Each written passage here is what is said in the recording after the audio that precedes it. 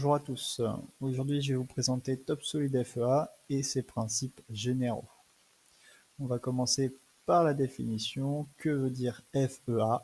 Finite Element Analysis, ou sinon en français simulation par élément fini. C'est une méthode numérique utilisée pour prévoir les comportements physiques d'un objet ou d'un système qui est soumis à des contraintes, des efforts, de la chaleur, des vibrations.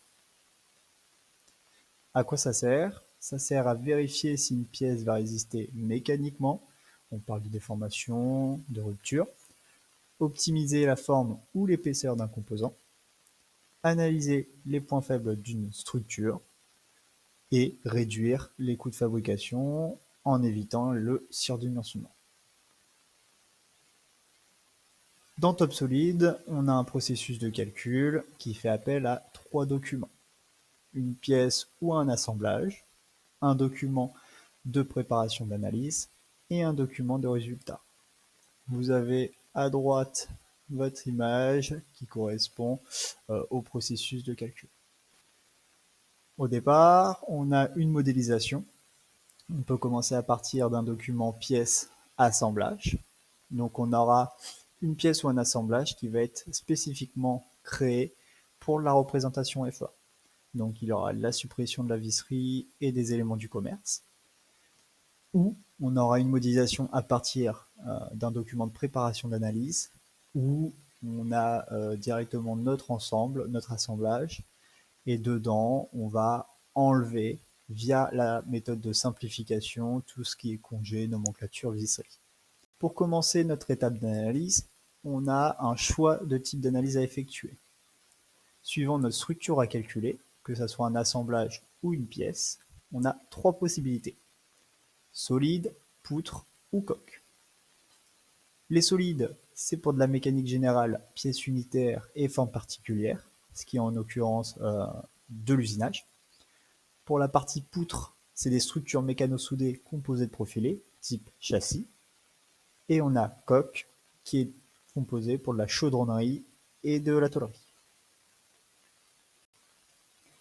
Les solides vont générer un maillage volumique en 3D, suivant le modèle. On l'utilise généralement pour les pièces massives et complexes où les 3 dimensions sont comparables, comme les blocs. Ça a l'avantage de fournir une analyse précise des contraintes et des déformations, mais c'est gourmand en termes de ressources informatiques en raison du nombre élevé d'éléments finis.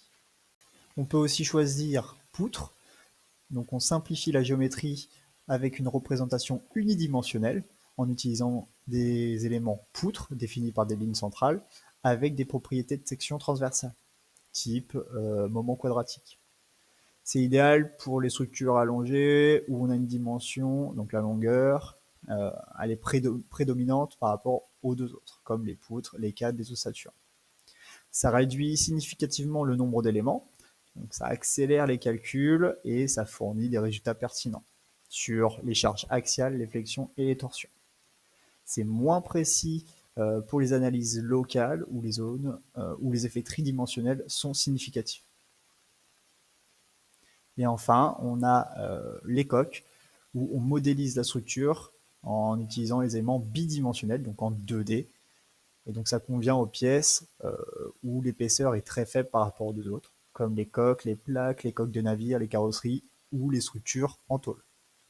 Ça permet une analyse efficace, des contraintes dans les structures minces avec une bonne précision, tout en réduisant le nombre d'éléments par rapport à un maillage solide complet. C'est moins adapté pour les zones où l'épaisseur varie considérablement ou pour les analyses impliquant des effets tridimensionnels prononcés. Dans le processus de calcul, après avoir fait votre choix de type d'analyse, on a l'étape de la simplification. Donc cette étape de simplification s'applique dans un document de préparation d'analyse. L'objectif, c'est de simplifier les pièces en supprimant les éléments superflus. Donc, tous les petits congés, les perçages hors zone sollicitée, les chanfreins, tout ce qui ne va pas contribuer positivement ou négativement au calcul sera supprimé.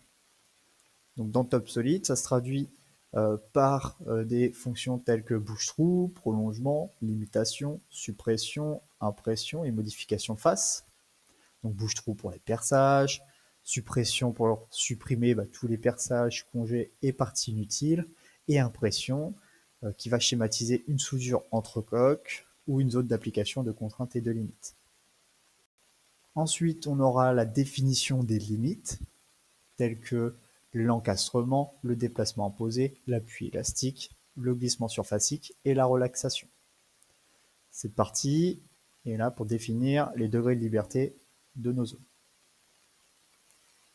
On définit des chargements, tels que les pressions uniformes, les forces surfaciques, les pressions hydrostatiques, l'accélération, la force centrifuge, la force linéique uniforme, linéaire et les forces ponctuelles. Enfin, nous allons procéder au maillage. Le maillage est nécessaire au calcul, il va diviser votre forme en petits éléments, 3D, 2D ou 1D. On appelle ce procédé la discrétisation. Il doit être réfléchi en amont car elle est importante dans le processus de calcul. Elle a un impact direct sur la précision des résultats ainsi que sur les performances. Votre géométrie est divisée en petits éléments comme des triangles, des cubes, des lignes, comme triangle à 3 nœuds, triangle à 6 nœuds, quadrilatère à 4 nœuds, quadrilatère à 8 nœuds. Voici quelques types d'éléments bidimensionnels courants. On parle bien de discrétisation, maillage, de la structure en éléments finis ou mailles. Vous allez avoir des nœuds qui vont être positionnés dans l'espace, donc un nuage de nœuds, et vont être reliés entre eux, ce qu'on appelle le maillage. Pour choisir la taille des éléments de maillage, deux règles s'imposent. La première est d'adapter la finesse du maillage à la géométrie, de sorte à pouvoir représenter les détails conservés. Par exemple, vous avez une platine avec un perçage central, avec un maillage grossier, la géométrie finale ne ressemble plus à un cercle. Avec un maillage adapté, la géométrie finale ressemble à un cercle. Avec un maillage fin, elle ressemble toujours à un cercle, mais entraîne un temps de calcul beaucoup plus long. Suivant le type de maillage, grossier, fin, vous allez avoir des résultats non précis et précis, et un temps de calcul rapide ou long. La seconde est d'adapter aussi la finesse du maillage au gradient des contraintes et des déformations. Les éléments doivent être d'autant plus petits que les contraintes varient rapidement afin de pouvoir capter leurs variations. On compare ça à du traçage. Les génératrices, plus elles sont espacées, plus vous aurez des brusques changements. Avec un maillage adapté, les contraintes imposées varient moins entre chaque nœud. Donc vous êtes plus régulier. Enfin, après le maillage, nous avons l'étape de la résolution qui se divise en 3 étapes de calcul. Le pré-traitement, la résolution et le post-traitement. Donc, pour le pré-traitement, votre logiciel construit un système d'équations qui correspondent aux équations d'équilibre des nœuds et des déplacements nodaux imposés. Ensuite, le logiciel résout ce système d'équations et obtient des déplacements nodaux et les efforts nodaux de liaison. Et en post-traitement, le logiciel reconstruit tous les résultats qui lui sont demandés et à la fin, il fait le tracé de ces contraintes et des déplacements.